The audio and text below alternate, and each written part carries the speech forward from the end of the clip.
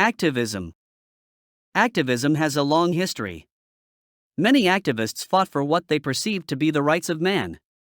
Most people are concerned only with their own self-interest.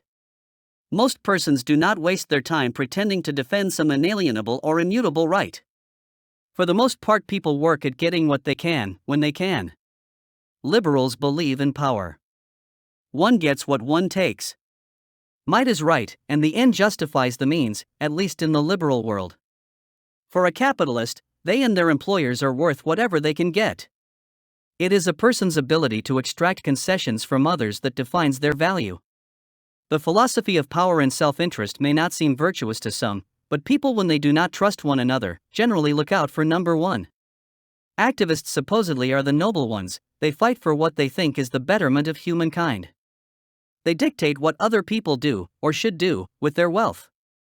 They work to change the world, but they do this by trying to change the habits or thought patterns of other people. Christians tend to have fewer words regarding what anyone should do with private property. They have even less to say about what people should do to create wealth. What the rest of the world does may better the world, but the good done is unintentional. The goal of the world is to create a better life for themselves and their families. Even if the stated intent is to better a larger group, it is rarely done without a large benefit accruing to themselves. The world does not do good for nothing. While activists are thought to inhabit the high moral ground, the fact is, everything they give or seek to give others has been taken from someone else. The much despised businessman creates the wealth necessary, if activists are to have anything to redistribute. Activists have the right ends in view, but they do not the means to carry them out. Activists expropriate the necessary wealth from those whom it considers selfish, but who in fact create the wealth the activist needs to do their good deeds.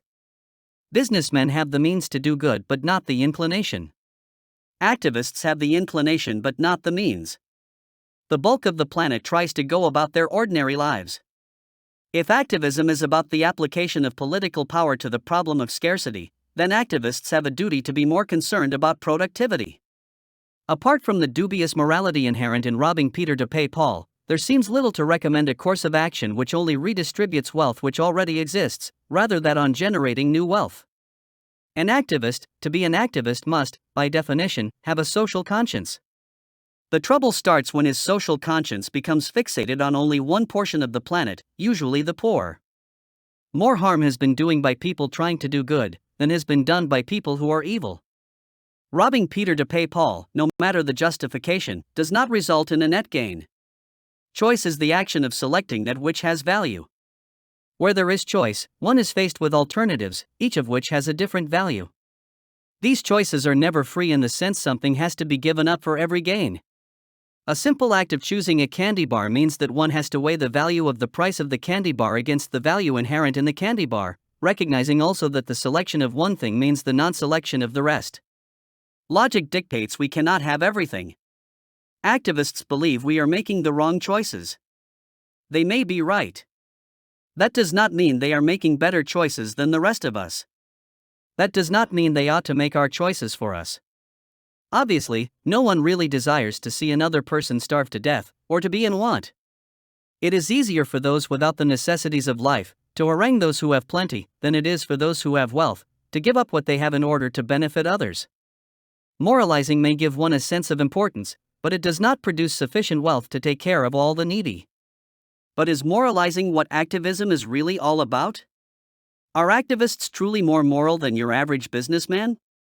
But is there not an immorality in taking from others what they have? Is theft ever justified? Is there a higher morality which permits us to do what is, in any other situation, evil? In short, can the motives of an activist justify doing evil? We are to feed the hungry and clothe the naked. That is true. We have an obligation to others. We are to do good works. No one argues this. What is being argued is not ends, but the means. Are we to do good works with our own, or with other people's money?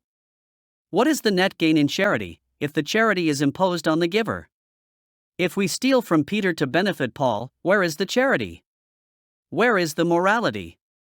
Peter is not blessed because what was given was stolen from him. He did not give willingly. What was given Paul does not bless the giver because what was given was never the giver's to give.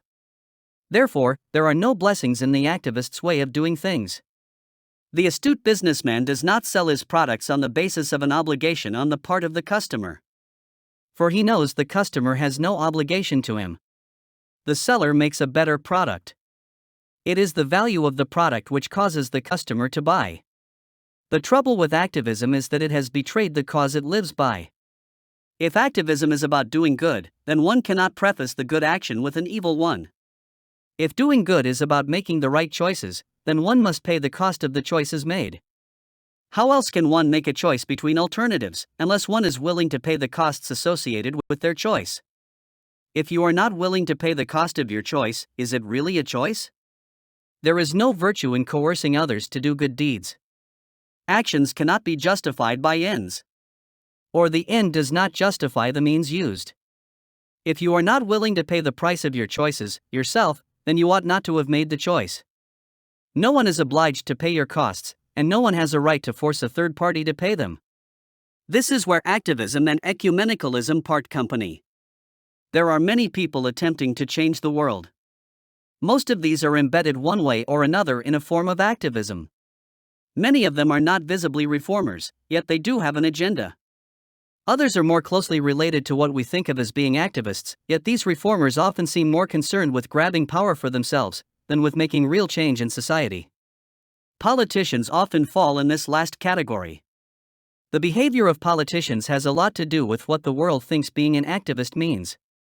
It is often assumed if one agitates for change, one is an activist. Activism is formed from the root word act.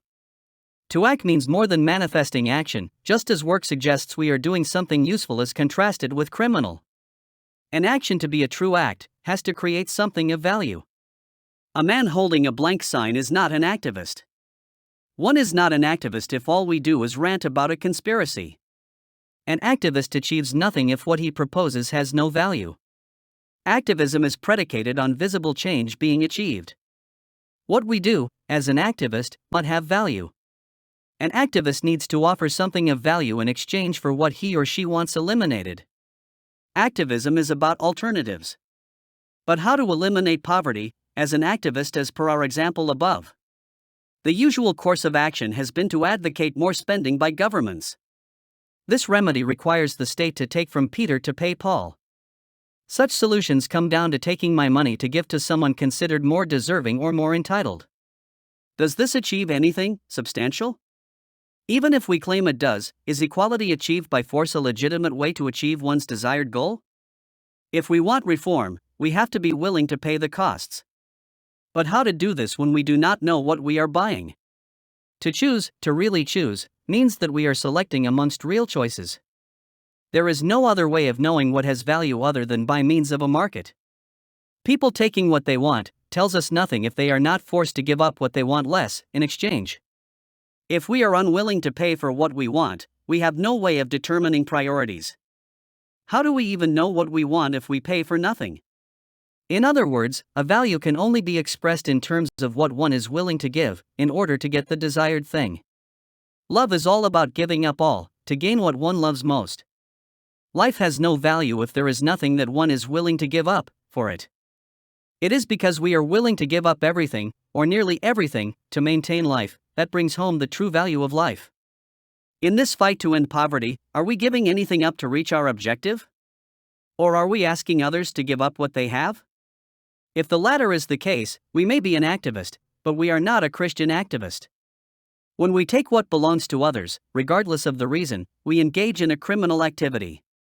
If this is not considered a crime, then you are operating under a criminal license. What choice are we making, if one is only forcing others to make the choice between compliance or legal sanction? If the only activism you engage in is to write strongly worded protests to your elected representative, you are not engaged in Christian activism. When a child desires something, he or she does not see the necessity of giving anything up to get it. The want, they believe, is enough. A child always feels entitled. Adults should know better, but many have the same sense of entitlement that a child has. Environmentalists believe saving the planet requires governments spend more money of other people's money. Is socialism rational? Is the welfare state moral? Is going to a food bank a choice?